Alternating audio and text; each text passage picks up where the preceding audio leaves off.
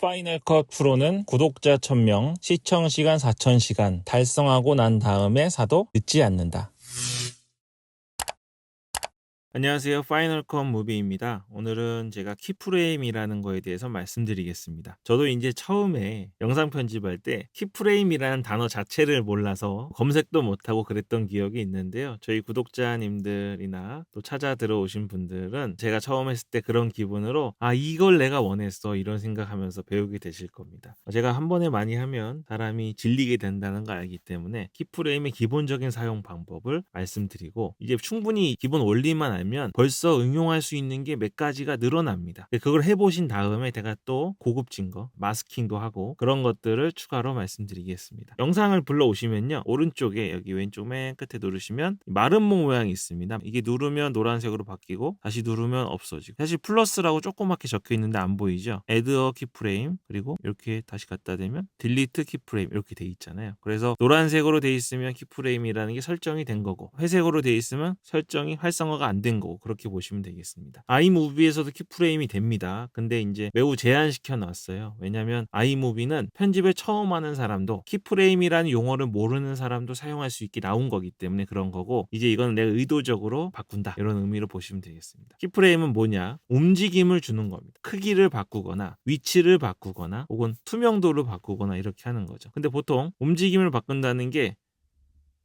이렇게 해놓은 걸 말하는 거 아니죠. 요거는 위치를 바꾼 거잖아요. 움직임은 다른 얘기입니다. 한번 해볼게요. 움직임은 어떻게 바꾸는 거냐면 이렇게 시작해가지고 끝날 때도 이렇게 끝나는 게 아니라 끝날 때는 이렇게 끝나는 거죠. 요걸 바로 움직임을 바꾸는 거라고 합니다. 실제로 한번 들어가 보겠습니다. 자, 제일 앞으로 오셔가지고요, 클립을 선택하시고 제일 앞으로 오신 다음에 여기서 키프레임을 찍어 주십시오. 그럼 아무 변화가 없죠. 그리고 제일 끝으로 가신 다음에 한 칸 앞으로 오셔서, 요거는 이제 나중에 아시게 될 텐데, 제일 끝으로 오셔가지고 화살표 키를 왼쪽으로 한 칸 옮겨 주십시오. 이게 마지막 프레임입니다. 사실은 이 개념을 자연스럽게 깨닫게 되실 거예요. 키프레임이 눌려져 있는지를 어떻게 아냐면, 여기 키프레임이 쫙 있는데 그 중에 요 포지션에 해당하는 것만 왼쪽으로 화살표가 있죠. 그러니까 지금 요 위치의 앞에 어딘가에 키프레임이 찍혀 있다는 뜻입니다. 아까 우리가 찍은 거 있잖아요. 여기 표시해 주는 거예요. 여기서 이미 키프레임을 찍어 놨으면 두 번째 키프레임부터는 찍을 필요 없이 위치만 조정해 주면 됩니다. X축을 왼쪽으로 좀 옮겨 가보겠습니다. 이렇게 물론 사용은 안 하지만 예를 들기 위해서 플레이를 해볼까요? 그러면 지금 횟감이 막 팔딱팔딱 뛰는데 영상도 자동으로 왼쪽으로 움직이고 여기 X축 수치도 막 바뀌는 걸 보실 수 있습니다. 너무 쉽죠? 이렇게 하는 거예요. 근데 이거 말이 안 되잖아요. 이렇게 검은 배경이 나오면 안 되잖아요. 이건 나중에 마스킹 할 때 쓰는 거고, 다시 처음으로 가보겠습니다. 현실에서는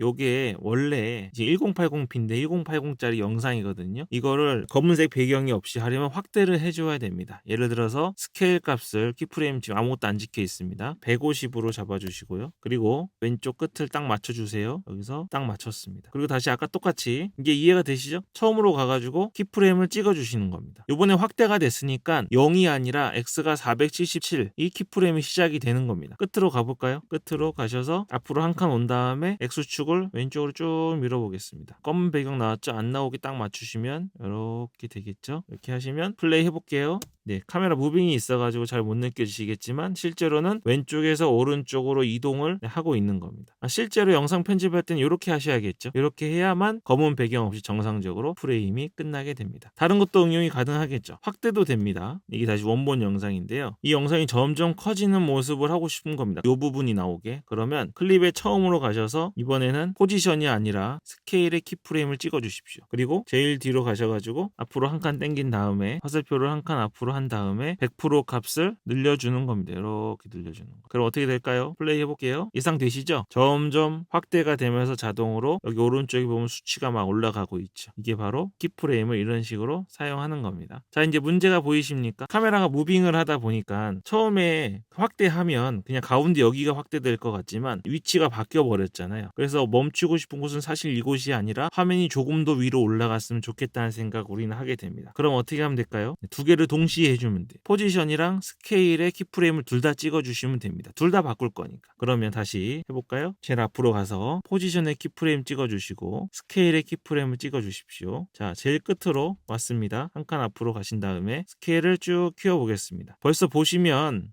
우리가 원하는 크리티컬한 생선 횟감들이 가운데 있지가 않잖아요. 그래서 바꿔보시면 약간 밑에 오른쪽으로 내려온 게 보일 겁니다. 그러면 포지션의 스케일을 바꿔주면 되겠죠? 왼쪽으로 살짝 밀고 위로 살짝 올려주시면 이러면 이제 메인으로 우리가 보고 싶은 게 다 봤다고 칠 수 있습니다. 한번 해보죠. 플레이 해볼게요. 그러면 확대가 되지만 실제로 왼쪽 위로 조금씩 화면이 올라가고 있는 것입니다. 이건 제가 예를 들려고 해서 약간의 차이가 느껴지기도 하는데요. 아까랑 최종 종착지가 좀 다르죠. 이렇게 나옵니다. 근데 아까 중간에 보면 여기가 너무 바구니가 많이 나오잖아요. 이러면 어떻게 해야 될까요? 이 부분에 키프레임을 한 번 더 찍어주는 거예요. 여기서 라인을 멈추신 다음에 클립을 선택하시고 키프레임을 찍어주십시오. 포지션에서. 그리고 조금 아래로 내리시면 되겠죠. 이렇게. 그러면 실제로 영상이 밑으로 올라갔다가 다시 올라가는 방향으로 움직이게 됩니다. 플레이 해볼게요. 여기 트랜스폼, 여기 네모 모양을 누르면 움직이는 방향이 나오거든요. 이렇게 해서 눌러보시면 갑니다. 이렇게. 이제 전체적으로 횟감이 가운데에 계속 위치하는 것처럼 느껴지시죠? 이런 식으로 카메라 무빙에 실수를 했을 때에도 키프레임으로 잡아주실 수도 있고 확대하는 효과를 주실 수도 있는 겁니다. 다른 것도 될까요? 다 돼요. 오퍼시티 값도 조절이 되고 로테이션, 회전도 할 수 있습니다. 시간이 지날수록 돌아가게 만들 수 있는 거예요. 크롭도 할 수 있고 이런 것들을 다양하게 활용하면 다양한 영상을 만드실 수 있고 실수를 한 영상들도 잡을 수가 있겠죠. 지금 제가 오늘 처음 말씀드리고 싶은 것 중 하나는 스케일과 포지션 값을 조절하시면 그동안 단조로운 영상들이 혹은 사진만으로도 역동적인 영상인 것처럼 작업하실 수 있습니다. 이 키프레임을 처음 배우다 보면 이거를 적용한 나를 미치게 하는 게 있습니다. 그걸 제가 하나 보여드릴게요. 그거까지 알면 조금 고생을 덜 하실 것 같아요. 이번엔 영상을 좀 바꿔가지고요. 제가 이제 대게를 손질하는 장면인데요. 여기서 이번엔 뭘 할 거냐면 영상에서 왼쪽 밑에 있는 이 집게발 쪽으로 영상을 확대하는 장면을 키프레임을 찍을 겁니다. 그때 발생하는 문제가 있어요. 한번 보여드리겠습니다. 여기서 어떻게 하면 되죠? 앞에서 스케일이랑 포지션의 키프레임을 찍어주시고 클립의 제일 뒤에 가셔서 화살표로 앞에 한 칸 누르신 다음에 확대를 충분히 하시고 포지션도 이동시켜 주십니다. 이렇게 왼쪽으로 이렇게 됐죠? 1080 영상을 확대하니까 이런 일이 생기는 겁니다. 저번에 제가 말씀드린 건데 이제 플레이를 한번 해볼게요. 잘 보세요. 잘 되는 것 같죠? 근데 여기서 여기 밑에 검은색 박스 나오죠? 검은색 박스가 나오고 계속 하다 보면 점점 커지다가 마지막에는 또 원래 설정한 대로 제대로 돌아옵니다. 이러면 안 되잖아요. 키프레임을 적용할 때 이런 현상이 일어나가지고 엄청 고생하십니다. 이러면 어떻게 하시냐면 초보분들은 중간에 다시 키프레임을 찍어가지고 이걸 밑으로 내려요. 밑으로 내리고 키프레임은 원래 단순 작업을 자동화하려고 하는 건데 이러면 다시 단순 작업이 되잖아요. 이땐 어떻게 하시면 되냐면 자 아까 말씀드린 것 중에 클립을 선택하시고 트랜스폼 옆에 네모 모양을 눌러주십시오. 그럼 이런 게 생겨요. 이 빨간 선이 있잖아요. 이게 지금 이 키프레임이 적용되는 움직임이거든요. 근데 여기선 잘 안 보이고 크기를 좀 줄여보십시다. 크기를 저는 확대를 했으니까 25 정도로 만드시면 여기 끝점과 끝점이 있어요. 이 끝점에서 손가락 2개 탭하시면 메뉴가 나옵니다. 여기가 스무스로 돼 있으면 아주 예민하게 가는 방향을 부드럽게 곡선 처리를 합니다. 그래서 아까 처음과 끝은 맞았는데 중간에 저 키프레임이 움직이는 방향대로 올라갔다가 내려갔다 하는 거죠. 이거를 이걸로 바꿔주시면 돼요. 바꿔주시고 마지막 점도 바꿔주시면 플레이 해볼까요? 핏을 하고 잘 보세요. 이제는 검은색 박스가 나오지 않고 그대로 바로 집게발로 가죠.